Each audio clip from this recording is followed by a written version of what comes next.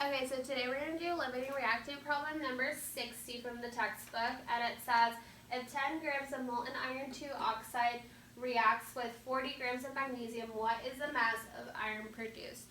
So they give us the equation and the chemical equation, and it's iron oxide in liquid form reacts with magnesium in liquid form to give us iron liquid and magnesium oxide solid. So since this is already balanced for us, we're not going to worry about that, and we're going to go ahead and start to find our limiting reactant. I like to start out by outlining where I'm starting and where I'm going to end. So in this case, we're going to take the grams of iron 2 oxide that they give us. So we're going to go from grams of iron oxide to mole iron oxide to mole of iron to grams of iron.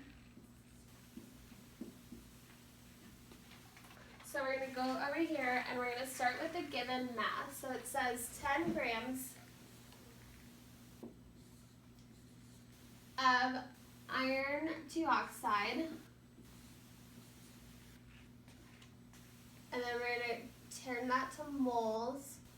So 1 mole of iron oxide, and then on the bottom of this, we're going to put the atomic mass or the molar mass of iron oxide, and that's just adding these two atomic masses.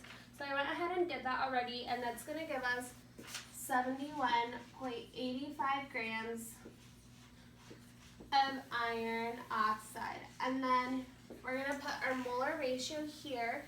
So because all of these have 1 coefficients in front of them, we're going to do a 1-to-1 ratio. So we're going to do 1 mole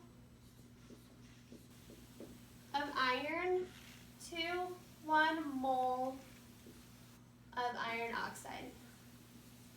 So now we're going to have to cancel out moles here. So we're going to do, again, a ratio, and here we're going to do 1 mole iron. And on top here, we're going to put the mass of iron, and that is going to be 55.85 grams of iron. So that way, we're finding the grams of iron. So we're going to go ahead and start canceling. So grams of iron oxide here is going to cancel here, and then mole of iron oxide here, and then mole of iron here. And we're going to divide 10 by 71.85 and then multiply that by 55.85, and that's going to give us a total of 7.77 grams of iron. So for the second part, we're going to go ahead and use the magnesium one. So again, I like to outline where I'm starting and where I'm going to end. So we're going to go from grams of magnesium to mole of magnesium to mole of iron to gram of iron. So they give us 40 grams of iron, or of magnesium, sorry. So 40 gram magnesium goes to 1 mole magnesium, and again we're going to do this ratio. So the atomic mass of magnesium is going to be 24.31.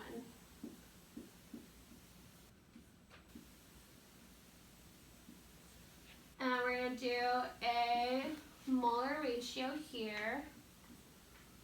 So 1 mole of iron goes to 1 mole of magnesium, and we're going to do another ratio here, and we're going to do the same atomic mass of iron. So we're going to do 55.85 grams of iron to 1 mole of iron, and that's going to give us the grams of magnesium. So let's go ahead and start canceling again. So grams here, mole here, mole here, and we're ending with grams of magnesium. And again, we're going to divide 40 by 24.31 and then multiply that by 55.85. So I went ahead and did that also, and that's going to yield us 92 grams of iron. So since iron 2 oxide actually produced the less amount of iron, this means that this is the limiting reactant because it was used up first in the chemical equation. So we're going to go ahead and write that here.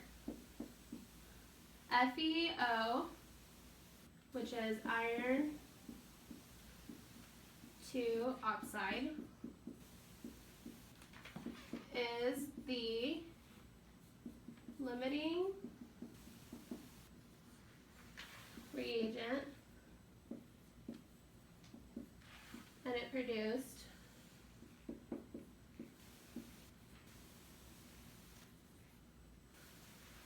7.77 grams of iron.